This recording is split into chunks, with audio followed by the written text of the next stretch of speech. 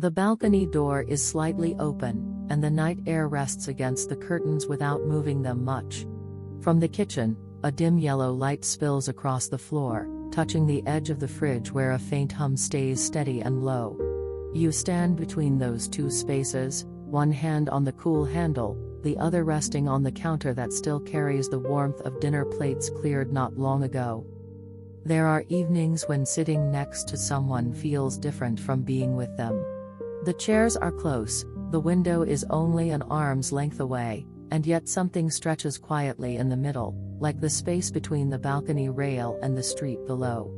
The fridge door opens with a soft pull, and the light inside briefly brightens your face before you reach for a bottle of cold water, letting the door close gently behind it. Outside, a few distant lights blink from other balconies, each one holding its own small story. Inside, the yellow kitchen light settles back into its corner, steady and familiar, as you place the glass on the table and sit down again. For a moment, no one speaks. You sit at the small table near the kitchen light, close enough to hear the fridge hum behind you and see the balcony rail through the glass. The dim yellow light gathers softly around the bowls left to dry, and for a while, it feels like the room is holding its breath. Across from you, someone scrolls slowly through their phone, the screen bright against the quiet, their face lit in pale reflection. There is nothing unusual about this evening. The window is open just enough for a trace of cooler air to slip in, brushing your arm and then disappearing.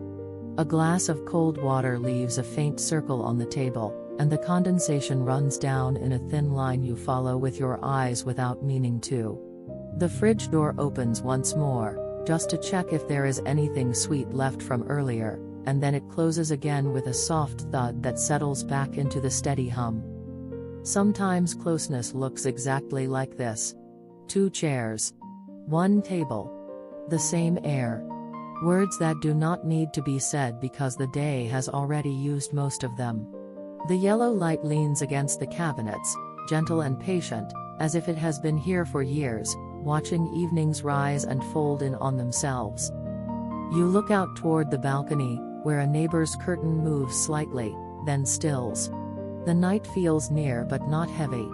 It does not ask anything. It simply stays. And inside, the small kitchen space carries the warmth of earlier laughter, even if that laughter has already faded into the background like a song that ended without anyone noticing. There is a particular kind of distance that does not come from anger or disappointment. It comes from being tired in different ways. One person carries the weight of unfinished messages and unanswered calls. The other carries the quiet of a day spent listening, nodding, responding. Both sit here now, hands resting on the table, as if this is enough. The fridge hums again. The glass is half empty.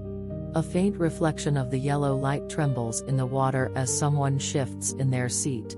It is a small tremble, hardly visible, but it is there. You notice it the way you notice the way the air feels different once the dishes are done and the sink is dry. The balcony door remains open. From outside, a distant sound drifts in and disappears before it can be named. You rest your back against the chair and feel the wooden edge press lightly between your shoulders. The room does not change, yet something inside it seems to widen, as if the silence has stretched out its arms and decided to stay a little longer. No one moves to turn off the light. No one reaches for the fridge again. The kitchen stays exactly as it is, dim, steady, familiar. And after a while, without saying anything, you glance toward the clock on the wall, just once. The kitchen light hums softly above the sink, and the balcony beyond the glass has turned darker, almost blending into the sky. The fridge stands closed now, its surface reflecting a faint yellow glow, while two chairs remain pulled close to the table as if nothing has shifted. Across from you, the phone screen brightens and dims in slow intervals, like a small private tide that does not quite reach the shore of this room. There are evenings when being side by side feels like resting. And there are evenings when it feels like waiting for something unnamed to soften. The glass of cold water has been refilled, and droplets slide down again, tracing the same quiet path across your fingers before you wipe them absent-mindedly on a napkin. Outside on the balcony, a light from another apartment flickers off, leaving only the thin line of the railing visible in the dimness. No one mentions the day anymore. It has already been folded and placed somewhere out of sight, like receipts tucked into a drawer that will be opened again tomorrow. The dim yellow light holds the edges of the room together, softening the corners, turning even the fridge door into something almost gentle. You notice how the hum from inside it never truly stops, it simply lowers, then rises, as if breathing along with the night. The phone screen glows once more.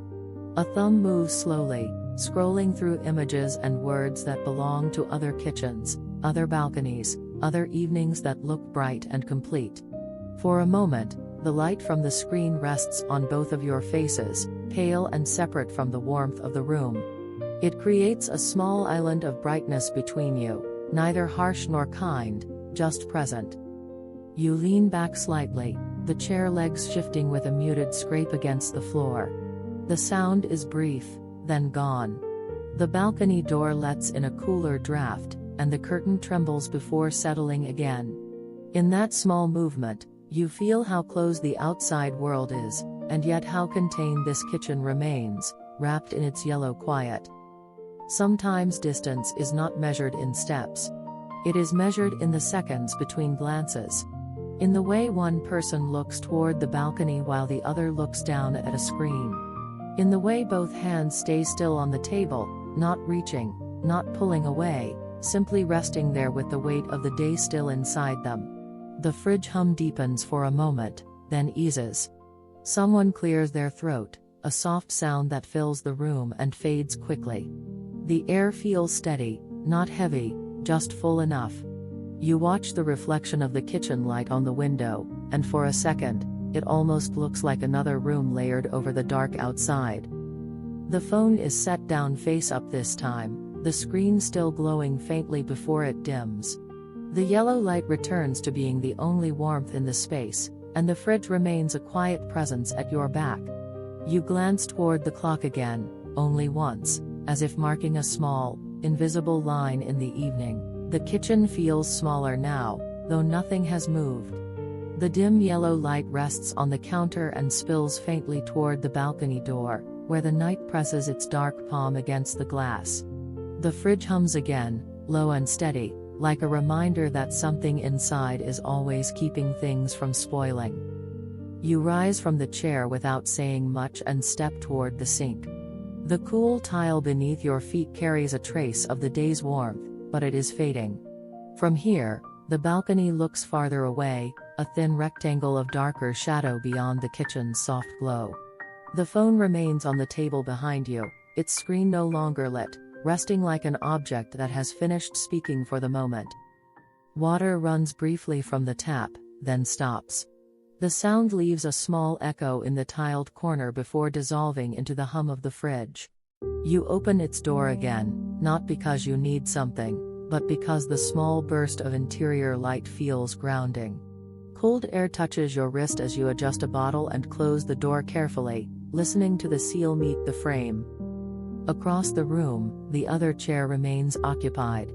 There is a presence there, quiet and familiar, not demanding attention, not withdrawing either. The dim yellow light touches the curve of a shoulder, then the edge of the table, then the glass that has left another faint ring on the wood. It is an ordinary scene, the kind that could be forgotten tomorrow. Yet something in the stillness begins to settle. The balcony curtain shifts once, then falls back into place. A neighbor's television flickers through a distant window, briefly visible before the angle changes and it disappears. Inside, the kitchen light feels warmer than before, as if the room has decided to hold onto what little warmth it has. You return to your chair and sit down again.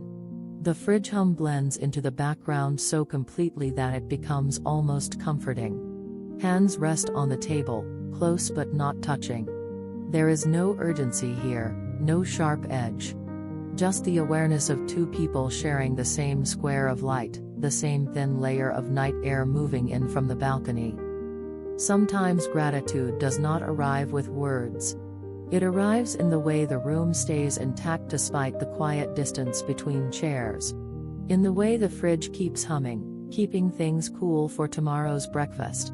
In the way the dim yellow light does not flicker, even when no one is speaking. You look toward the balcony once more. The darkness outside has deepened, smoothing out the outlines of buildings and rails. The kitchen feels like a small island of steadiness, neither bright nor dim enough to demand attention. It simply exists, holding both of you within its circle. A faint tick from the wall clock slips into the room. It is barely noticeable, but you hear it. And without lifting your voice or shifting your seat, you turn your head and glance at the clock, just once. The balcony door remains slightly open, and the night has grown thicker, pressing closer to the glass without entering fully. The dim yellow kitchen light seems softer now, almost as if it has lowered its voice. The fridge hum continues in the background, steady and patient, holding its small territory of cold behind the closed door. You shift in your chair and feel the wood press differently against your back. Across the table, the other presence is still there, hands loosely folded, eyes no longer on the phone but not quite meeting yours either. The space between you feels gentle, not sharp, like the quiet stretch between two notes in a song that has slowed down. The fridge door opens once more, this time only a little. A breath of cool air slips out, brushing your arm before disappearing into the room. You move a container slightly, adjust a bottle of water, and close the door again with care, listening for the soft click that tells you it has sealed. The hum deepens for a second, then settles back into its usual rhythm. From the balcony, a faint draft moves the curtain inward. The fabric lifts and falls, touching the edge of the table for a moment before drifting back toward the glass. The outside world feels distant, almost unreal, reduced to a handful of scattered lights and the suggestion of buildings beyond them. Inside, the yellow light continues to pool on the counter, touching the fridge, the glass, the hands resting on the table. Sometimes the feeling of being far away while sitting close does not demand to be fixed. It simply asks to be noticed. The chair legs remain still. The glass of water catches a small reflection from the ceiling light, then lets it go as you turn your head toward the balcony again. The room breathes quietly around both of you. There is a softness to this hour. The earlier conversations of the day no longer echo. The fridge hum is the loudest sound now, followed by the faint ticking of the clock somewhere on the wall. The dim yellow light makes even the ordinary objects, the salt jar, the folded dishcloth, the edge of the sink, look almost tender in their stillness. You lean forward slightly, elbows on the table, and feel the coolness of the surface through your sleeves. Across from you, a small movement, a hand brushing against the glass, a slow exhale, passes without comment. The balcony remains open to the night, offering air that is neither cold nor warm, just present. In this quiet, gratitude feels less like a word and more like a small, steady thing. It is in the hum of the fridge that keeps tomorrow's food safe. It is in the yellow light that refuses to flicker. It is in the simple fact that two chairs are still here, facing each other, even when the space between them feels wide. The clock ticks again. You lift your eyes toward it, not to measure anything, just to see where the evening has settled. And you look at the clock once, then let your gaze return to the soft circle of light on the table. The night has settled fully outside the balcony, and the railing is now only a faint outline against the dark. Inside, the dim yellow kitchen light continues to glow, steady as before, touching the fridge door and the edge of the table with the same quiet patience. The hum behind you rises and falls, a low sound that seems to belong more to the room than to the appliance itself. You stand again, not because there is anything urgent to do, but because sitting too long has made your shoulders heavy. The cool air near the balcony brushes your face as you pass, and for a moment you rest your hand on the door frame, feeling the stillness of the glass. The kitchen remains unchanged, yet your view of it feels slightly different from this angle. The fridge door opens, and the interior light blooms softly in the dim room. You take out the bottle of water once more, pour a small amount into the glass, and return it to its place. The cold travels up your fingers and lingers there even after the door closes and the hum resumes its steady rhythm. Across the table, the other chair is pulled back a little now. A body leans against it, not fully turned toward you, not fully turned away. There is a quiet exchange in the air, not made of words but of small acknowledgments, the sound of water being poured, the scrape of chair legs, the familiar rhythm of breath in a room that has known many evenings like this. The balcony curtain lifts again, carried by a mild draft, then settles. Outside, one last distant light switches off in a neighboring apartment, leaving only darkness and the faint reflection of your own kitchen window. The yellow light inside feels warmer in contrast, almost protective, as if it knows it will soon be asked to rest. You return to your seat and wrap your hand around the cool glass. The condensation has begun to thin. The fridge hum blends with the ticking of the clock, both sounds small but constant. The room holds its shape, even with the gentle distance that has lingered between the two chairs.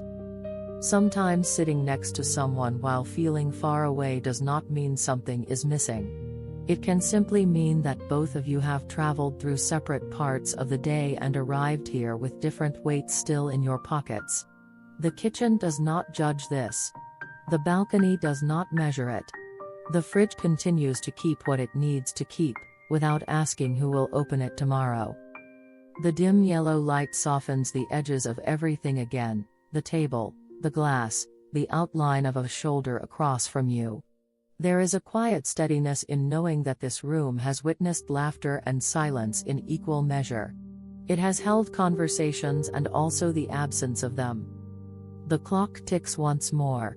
You lift your head gently and look at it, just once, as if marking the quiet with a small, invisible line before letting the moment settle again.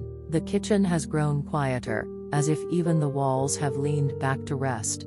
The dim yellow light remains on, but it feels softer now, almost blurred at the edges. The balcony is nearly invisible, a dark shape beyond the glass, holding the night without any need to show it. You stand and step toward the balcony door, not to close it yet, just to feel the air once more. It carries a cooler touch against your cheek, then slips past you into the room.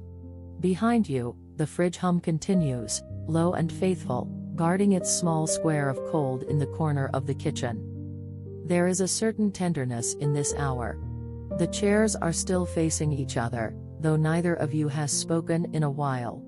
The glass on the table is almost empty, and the faint ring it left behind has begun to dry. The yellow light rests on the fridge door, on the handle, on the quiet surface that has been opened and closed so many times tonight without hurry. You move back toward the table and sit down again. The other presence across from you shifts slightly, as if adjusting to the shape of the chair, then becomes still. The night outside does not press in any further. It simply stays where it is, like a patient witness. The fridge hum rises once, then settles into a softer tone. You can almost forget it is there, yet if it stopped, the silence would feel unfamiliar. The dim yellow light seems to gather around the table, forming a small circle where both of you remain. Not touching. Not turning away. Just sitting. Sometimes distance is only a quiet space waiting to be crossed later. It does not always need to be filled at once. The balcony remains open, the curtain barely moving now. A faint scent of night air lingers, mixing with the ordinary smells of the kitchen, wood, metal, the coolness from the fridge. You rest your hands on your knees and let your shoulders drop. The day feels farther away from here than it did an hour ago. The chairs, the table, the fridge, the light, they have all stayed the same, yet the space inside the room feels calmer, as if it has found its own rhythm. The clock ticks in the background, steady and unhurried. You lift your head slightly and look at it once more, not to measure what is left of the evening, but simply to acknowledge that time has been moving quietly alongside you. Outside, the balcony holds its darkness without complaint. Inside, the dim yellow light continues to glow, gentle and constant, touching both of you equally. The fridge hum remains, a soft thread running through the stillness. And in this small kitchen, under this light, with the night waiting just beyond the balcony, you sit together for another moment before letting the quiet settle around you again. The balcony door is still open a little, and the night air moves in without effort. The dim yellow kitchen light has not changed, though it seems softer now, as if it has grown tired with you. The fridge hum continues in its corner, steady and low, keeping what it needs to keep until morning. You stand slowly and walk toward the fridge one last time. The handle is cool in your palm. You do not open it this time, you only rest your hand there for a moment, feeling the faint vibration beneath your skin before letting it go. Across the table, the other chair remains, close and familiar. No words are needed to mark the end of the evening. The balcony holds the dark outside, and the kitchen holds its circle of light inside. The clock ticks once more. You turn your head and look at it, just once, then let your eyes return to the quiet room.